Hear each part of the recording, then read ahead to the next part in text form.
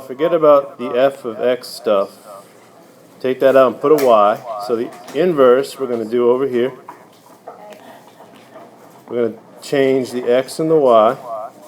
So x equals 5y minus 7.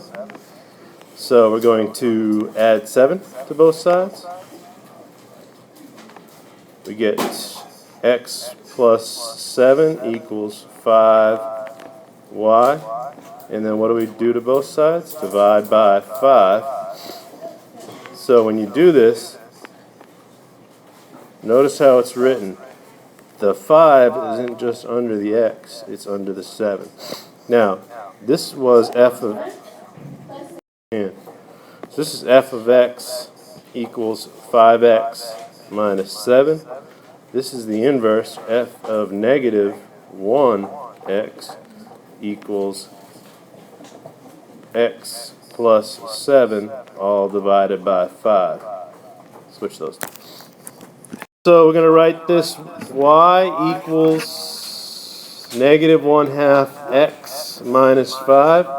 We're going to switch the x and the y to find the inverse. Switching the x and the y.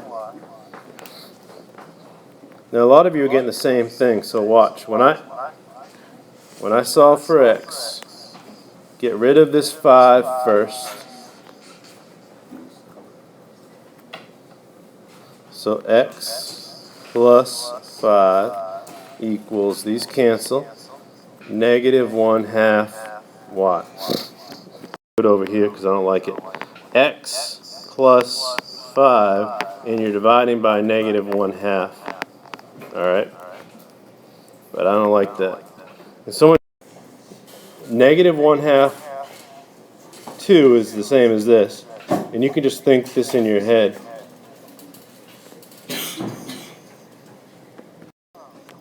It's y over 2, and I'm going to move the negative to the bottom. Both sides by, not 2, negative 2. This is a more mature way to do it. So you get y equals negative 2x plus 5, and you can rewrite that as f of negative 1x, the inverse. Same thing. You'd want your final answer like that. As y instead of f of x. Then switch the x and the y. X equals 2/3 y plus 2. Get rid of the 2 first. So x minus 2 equals 2/3 y, and instead of dividing by, we're going to multiply by 3/2. It depends how far they go. These cancel, so you get y equals 3/2 x minus 2, or you could rewrite it as y equals 3/2 x minus, what's 3? 3, because when you multiply that, the 2's cancel out.